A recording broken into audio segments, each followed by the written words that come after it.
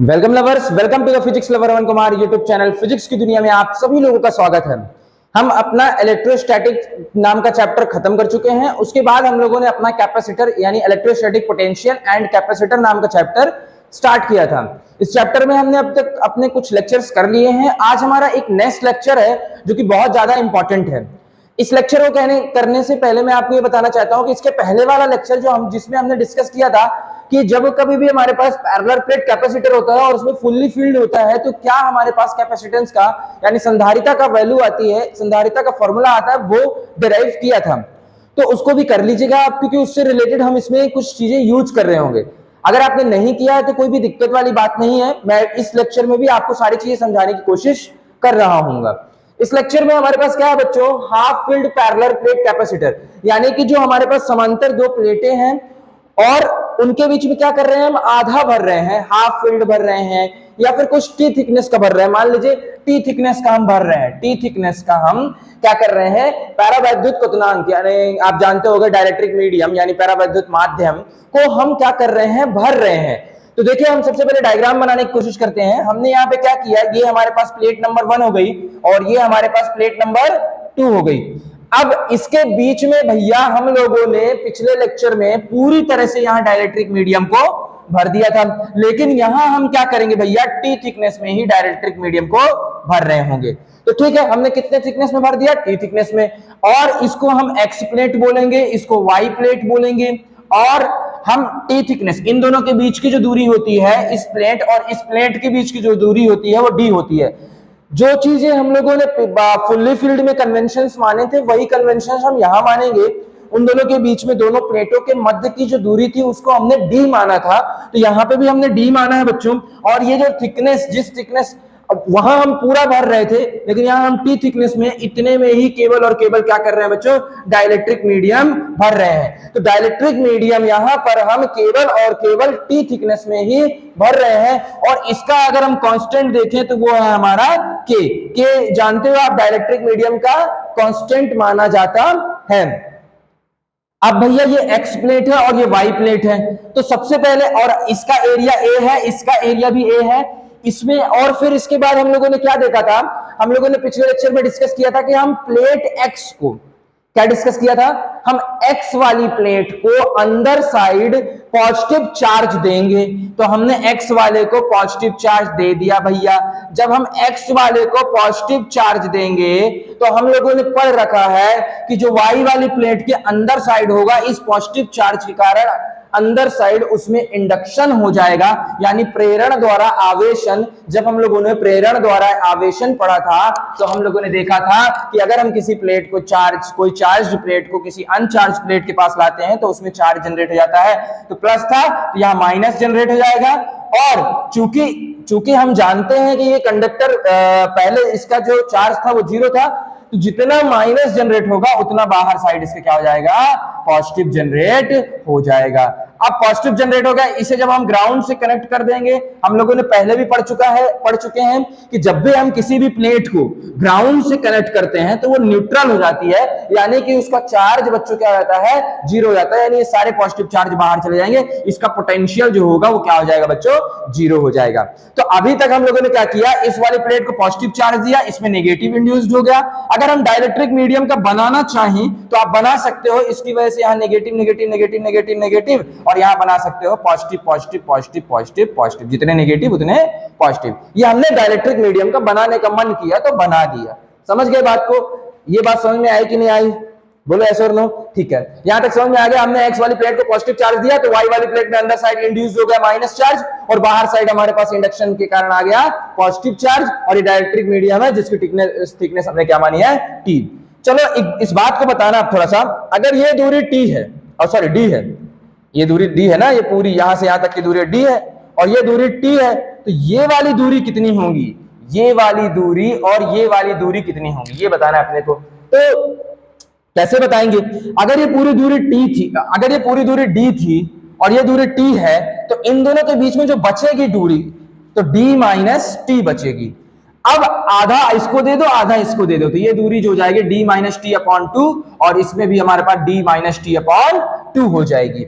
ये बात अगर किसी को समझ में नहीं आई है तो वीडियो पॉज कीजिए और वापस से देखिए कि भैया ये दूरी d थी और ये दूरी t है, तो ये जो बची, अगर ये t दूरी खाली है यहाँ पास, तो d माइनस टी दूरी बच गई हमारे पास, तो d माइनस टी आधा इधर दे दो और आधा इधर दे दो, तो d minus T by two इधर की हो गई और d minus two T by two इधर की हो गई। तो ये हमने डायग्राम बना लिया। अब यहाँ पे लिख लेते हैं take two plate of area A. आप दो प्लेट लीजिए जिनका एरिया क्या है हमारे पास ए है, and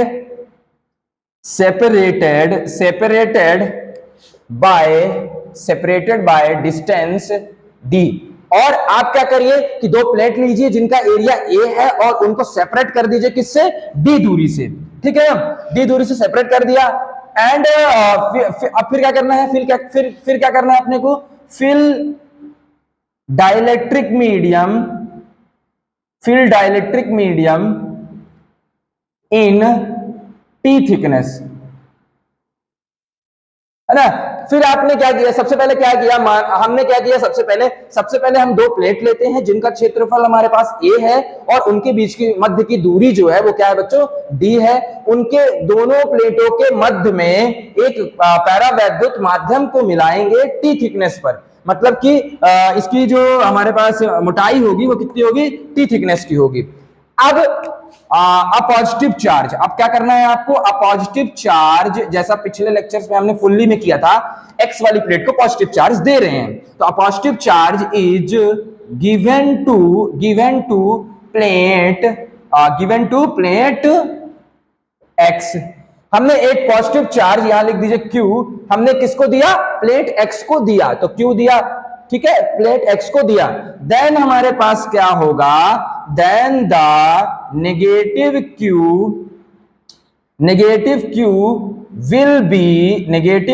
will be induced inside the capacitor. जब आप उसको पॉजिटिव चार्ज दोगे inside the plate X, Y करो इसमें, सॉरी, जब आप इसको पॉजिटिव चार्ज दोगे तो वाई वाली प्लेट के अंदर साइड क्या होगा बच्चों, नेगेटिव चार्ज जनरेट हो जाएगा इनसाइड द वाई प्लेट। अब वाई प्लेट के अंदर नेगेटिव चार्ज इंड्यूस हो गया, सेम चार्ज है ना, same amount of positive charge will be induced outside of y plate। क्या बोला मैंने इसको पॉजिटिव चार्ज दिया, इसमें नेगेटिव चार्ज इंड्यूस्ड हो गया, और उतनी ही मात्रा का, सेम अमाउंट का मतलब होता है उतनी ही मात्रा का पॉजिटिव चार्ज जो होगा वो वाई वाली प्लेट के बाहर साइड उत्पन्न हो गया। अब भैया ये तो आपने कर लिया, पॉजिटिव चार्ज दिया इसको, तो ये अब इसका क्या हो जाएगा, प्लस सिग्मा होगा, और इसका क्या होगा बच्चों, माइनस सिग्मा होगा। सिग्मा जानते हो ना क्या होता है, सरफेस चार्ज डेंसिटी, जिसकी वैल्यू होती है हमारे पास चार्ज अपॉन एरिया। ये सिग्मा हम पढ़ चुके हैं, sigma is equal to charge upon area होता है। तो यहां तक आई थिंक आपको समझ में आ गया होगा, यहां तक हमने क्या किया है। चलिए अब आगे बढ़ते हैं, तो अब तुम लोग खुद सोच करके बताना मुझे। अब इसको एक लाइन और लिख लीजिएगा कि when we will connect the plate y to the earth, जब हम प्लेट y को अर्थ से कनेक्ट करेंगे तो जो प्लस चार्ज होगा वो क्या हो जाएगा, न्यूट्रल हो जाएगा, है ना। तो ये लिख लीजिएगा, है ना, पिछले लेक्चर्स में भी लिखा था, सिंपल सी भाषा में लिख लीजिएगा। जब हम इसे ग्राउंड से मतलब कि धरती से जोड़ते हैं तब इसका विभव जो होता है, y वाली प्लेट के बाहरी सिरे का जो विभव होता है वो शून्य हो जाता है, यानी जीरो हो जाता है। अब भैया यहां अब थोड़ा सा रिवीजन करा दें। जब हमारे पास वहां दो प्लेट थी और अंदर साइड पूरा हमने भरा था, अंदर साइड ये दो प्लेट थी हमारे पास, अंदर साइड पूरा जब हमने भरा था तो यहाँ पे हमने एक पी पॉइंट माना था, यहाँ पे एक्स आया था इलेक्ट्रिक फील्ड एक्स के द्वारा और इधर साइड इलेक्ट्रिक फील्ड वाई के द्वारा, और दोनों को जोड़ दिए थे। लेकिन बच्चों यहाँ पास ऐसी सिनेरी नहीं है, यहाँ पर हमारे पास दो मीडियम है, कहीं हवा है तो कहीं डाइलेक्ट्रिक मीडियम है, तो कहीं हवा है, कहीं हवा है और कहीं क्या है, डाइलेक्ट्रिक मीडियम है। तो यहां पे हम क्या करेंगे बच्चों, यहां पे हम क्या करेंगे कि दोनों जगह का पहले हम इलेक्ट्रिक फील्ड निकालते हैं कि जब हवा होगी तो वहां पे किसी पॉइंट पर इलेक्ट्रिक फील्ड कितनी होगी, और जब हमारे पास क्या होगा डाइलेक्ट्रिक मीडियम होगा तो वहां पर हमारे पास इलेक्ट्रिक फील्ड की वैल्यू क्या होगी। तो सबसे पहले लिखेंगे अपन इलेक्ट्रिक फील्ड इन एयर, यानी कि जो हवा होगी, जहां हवा है यहां ए फॉर एयर, यहां हवा है और यहां हवा है और यहां डाइलेक्ट्रिक मीडियम है हमारे पास, तो जहां एयर है वहां इलेक्ट्रिक फील्ड कितना आएगा। तो तुम लोग खुद सोचो, इस वाली प्लेट के कारण अगर हम देखें तो जो इलेक्ट्रिक फील्ड आता है वो कितना आता है हमारे पास, सिग्मा अपॉन 2 एप्सिलॉन नॉट आता है, और इस वाली प्लेट के कारण जो इलेक्ट्रिक फील्ड आएगा वो भी कितना आ जाएगा, सिग्मा अपॉन 2 एप्सिलॉन नॉट। तो टोटल जो आ जाएगा हमारे पास इलेक्ट्रिक फील्ड आ जाएगी सिग्मा अपॉन एप्सिलॉन नॉट। ये हम पहले भी जानते हैं, हमने पढ़ रखा है कि किसी भी इनफाइनाइट प्लेन शीट जो होती है उसके द्वारा जो इलेक्ट्रिक फील्ड आता है वो कितना आता है, सिग्मा अपॉन 2 एप्सिलॉन नॉट आता है। तो यहां पर भी हमारे पास सिग्मा अपॉन 2 एप्सिलॉन नॉट आ गया, और इस वाली प्लेट यहां पास अगर यहां पर पी पॉइंट है तो इसके कारण क्या होगा, पॉजिटिव है तो उधर साइड लग रहा होगा सिग्मा अपॉन 2 एप्सिलॉन नॉट, और इसके कारण अगर हम देखें इस वाली प्लेट के कारण, तो यहां अगर कोई पॉइंट है हमारे पास, ये हमारे पास एयर है, सॉरी एयर ये है, यहां पे अगर कोई पॉइंट है तो ये माइनस है तो अट्रैक्ट कर रहा होगा, यानी सिग्मा अपॉन 2 एप्सिलॉन नॉट उधर साइड इस वाले एयर वाले पार्ट में, और इस वाले एयर वाले पार्ट में क्या होगा हमारे पास, सिग्मा अपॉन 2 एप्सिलॉन नॉट उधर साइड ही लग रहा है। नहीं समझ में आया? इधर यहां पास हमारे पास एक्स वाली प्लेट का अगर हम देखें तो सिग्मा अपॉन 2 एप्सिलॉन नॉट उधर लग रहा है, और वाई वाली प्लेट का अगर हम देखें तो भी हमारे पास इधर ई वाई लग रहा होगा, वो उधर साइड लग रहा होगा सिग्मा अपॉन 2 एप्सिलॉन नॉट। तो हमने भैया एयर वाले का निकाल लिया, एयर वाले का हमने इलेक्ट्रिक फील्ड निकाल लिया, sigma upon 2 epsilon naught plus sigma upon 2 epsilon naught is equal to sigma upon epsilon naught. अब भैया आप काम करिए, electric field in dielectric medium, है ना, डाइलेक्ट्रिक मीडियम यानी पैरावैद्युत माध्यम, यानी इस वाले माध्यम पे, इसमें जो इलेक्ट्रिक फील्ड की वैल्यू आएगी वो कितनी आएगी, आंसर तो यही आएगा, वैल्यू यही आएगी, लेकिन आपको पता है एप्सिलॉन नॉट के साथ एक के, यानी डाइलेक्ट्रिक, हम पढ़ चुके हैं ना कि जो हमारा आंसर पहले आ रहा होता है एयर में वही आंसर हमारा डाइलेक्ट्रिक मीडियम में आता है बच्चों, बट उसमें अंतर यह हो जाता है कि एप्सिलॉन नॉट के साथ हमारे पास के का और मल्टीप्लाई हो जाता है। तो ये फर्स्ट इक्वेशन मान लीजिए, इसे सेकंड इक्वेशन मान लीजिए, हमारे पास दो अलग अलग जगह की इलेक्ट्रिक फील्ड की वैल्यू मिल गई। जब हमने वहां पिछले लेक्चर में इलेक्ट्रिक फील्ड की वैल्यू निकाल ली थी तो V बराबर ईडी का प्रयोग करके यहां E की जगह इलेक्ट्रिक फील्ड को फिल किए थे, क्योंकि अब वहां बच्चों D डिस्टेंस बस थी, T थिकनेस वगैरह कुछ नहीं था, तो हम सिंपल ईडी कर दिए थे, टोटल E निकाल करके D से मल्टीप्लाई कर दिए थे। अब यहां पर इलेक्ट्रिक फील्ड की वैल्यू अलग अलग है, हवा में अलग है और यहां अलग है, तो हम जो V निकालेंगे वो अलग अलग दो अलग अलग निकालेंगे, एक बार हवा के लिए निकालेंगे प्लस क्या कर देंगे डाइलेक्ट्रिक मीडियम का। तो यहां तक कर लिए हो अगर आप लोग, तो चलिए आगे बढ़ते हैं। हमें पता है कि हम V क्यों निकालना चाहते हैं ये बता दूं थोड़ा सा आपको। हम जानते हैं कि हमें C की वैल्यू निकालनी है, यहाँ पे कैपेसिटेंस की वैल्यू निकालने के लिए Q इक्वल्स टू CV का फॉर्मूला लगाएंगे, उसके लिए मुझे V निकालना पड़ेगा, उसके लिए क्या निकालना पड़ेगा, मुझे V निकालना पड़ेगा। तो V इज इक्वल्स टू होता है हमारे पास ईडी होता है, तो हमारे पास दो मीडियम है, एयर है तो एयर का इलेक्ट्रिक फील्ड और डिस्टेंस ऑफ एयर, एयर में कितनी दूरी है plus E of dielectric medium into distance of dielectric medium, है ना, यहां पे लिख लीजिएगा अच्छे से, डिस्टेंस ऑफ, इसको इरेज कर दूं आप, डिस्टेंस ऑफ डाइलेक्ट्रिक मीडियम। यहां तक समझ में आ गया होगा आपको, क्योंकि हम delta V is equal to ED ही कर रहे हैं, लेकिन यहाँ पे दो माध्यम थे इसलिए हम दोनों माध्यम का अलग अलग करेंगे। जब कभी आपके पास दो माध्यम आ जाए तो दोनों माध्यम के बच्चों अलग अलग किया जाता है। अब एयर का इलेक्ट्रिक फील्ड आपके पास आया था सिग्मा अपॉन एप्सिलॉन नॉट, और जो एयर की डिस्टेंस है वो कितनी है, तो देखिए ये हमारा टोटल D था, ये हमारा T था, तो इधर साइड हमारे पास D minus T by two आया और इधर साइड हमारे पास क्या है D minus T by two. तो टोटल एयर का जो डिस्टेंस है वो ये वाला है और ये वाला है, तो टोटल जो डिस्टेंस हो गया हमारे पास D minus T by two plus D minus T by two, तो टोटल जो हमारे पास डिस्टेंस हो गई वो एयर की D माइनस टी हो गई। अच्छा सिंपल भाषा में देख लो, D था और ये T माइनस कर दोगे तो D माइनस टी बचेगा, तो T थिकनेस वाला डाइलेक्ट्रिक मीडियम का था, टी थिकनेस वाला बोलो डाइलेक्ट्रिक मीडियम था ना, कसम से झूठ नहीं बोलना, टी थिकनेस वाला डाइलेक्ट्रिक मीडियम था और पूरा डी था, तो डी में से माइनस टी कर दिए तो हमें किसका मिल गया, एयर का मिल गया। तो एयर का जो हो जाएगा हमारे पास वो कितना आ जाएगा, डी माइनस टी आ जाएगा। प्लस अगर हम डाइलेक्ट्रिक मीडियम की बात करें, डाइलेक्ट्रिक मीडियम हमारे पास यहां पास था, उसका जो हमारे पास इलेक्ट्रिक फील्ड आया था वो sigma upon epsilon naught into के आया था। और अगर हम डाइलेक्ट्रिक मीडियम की डिस्टेंस देखें तो वो टी है हमारे पास, तो यहां आ गया हमारे पास टी। तो देखो v बराबर हमारे पास कितना आ गया बच्चों, इतना आ गया। अगर इसको और सरल करना चाहें आप तो सिग्मा अपॉन एप्सिलॉन नॉट को कॉमन आउट कर लीजिए, तो अंदर d माइनस टी बचा, इसको इस पूरे टर्म को बाहर निकाल लिया ना, इसको पूरे टर्म को बाहर निकाल लिया, तो अंदर d माइनस टी बचा इधर से, और प्लस इधर से क्या बचा, t बाय के बचा। तो ये हमारे पास v की वैल्यू आ गई। v की वैल्यू निकालते बन गई, दो अलग अलग मीडियम थे इसलिए दो अलग अलग मीडियम का हमने निकाला। अब भैया v की वैल्यू निकल आई है, तो v की वैल्यू निकल आई है, तो q इज इक्वल टू हमारे पास क्या होता है, cv होता है। तो q बराबर c और v की वैल्यू को पुट कर दीजिए, v की value sigma upon epsilon naught और d minus T plus t by के, ये हो गया हमारे पास। अच्छा इसको थोड़ा सा एक काम करो ना, कि ये जो चीजें हैं हमारे पास ये पूरा अंदर रहेगा, इसके अंदर रहेगा ना, ये एक अलग चीज हो गई और ये पूरा अलग हो गया। समझ रहे बात को, नहीं समझ में आ रहा क्या कर रहा हूं मैं, लिख दिया, इसको यहां लिख दिया, देखो इसकी v की वैल्यू हमने पुट कर दी ना, v की वैल्यू को, v की वैल्यू कितनी थी, सिग्मा अपॉन एप्सिलॉन नॉट और d minus T plus T by के, ये हमारे पास v की वैल्यू आ गई और c से हमने मल्टीप्लाई करा है।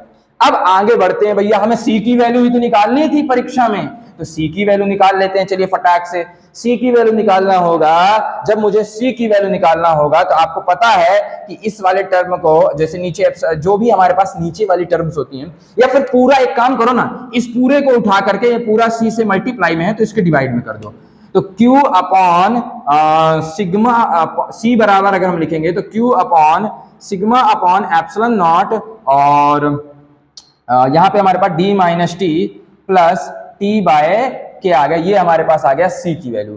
क्या किया हूं बच्चों, c के साथ ये पूरा टर्म मल्टीप्लाई था ना, ये वाला पूरा टर्म मल्टीप्लाई था, जब मल्टीप्लाई कोई चीज है तो इधर आएगी डिवाइड में रहेगी, तो c के साथ ये मल्टीप्लाई में था तो हमारे पास ये सारा टर्म आ गया इधर साइड डिवाइड में। अब ये हमारा क्या हो गया, आंसर हो गया। बस आप एक चीज और पुट कर दीजिए, आप सभी लोगों को पता है भैया कि सिग्मा एप्सिलॉन नॉट को काम करो ना ऊपर भेज दो, जब नीचे है ना तो एप्सिलॉन नॉट को ऊपर भेज दो, तो q epsilon naught upon sigma और d minus T plus T by k. अब हम सिंप्लीफिकेशन कर रहे हैं सिंपल सा। अब सिग्मा बराबर आपको पता है क्या होता है, सिग्मा बराबर बताओ क्या होता है, we know that sigma is equal to charge upon area होता है, तो सिग्मा की जगह q अपॉन एरिया लिख दीजिए और d minus T plus T by k लिख दीजिए।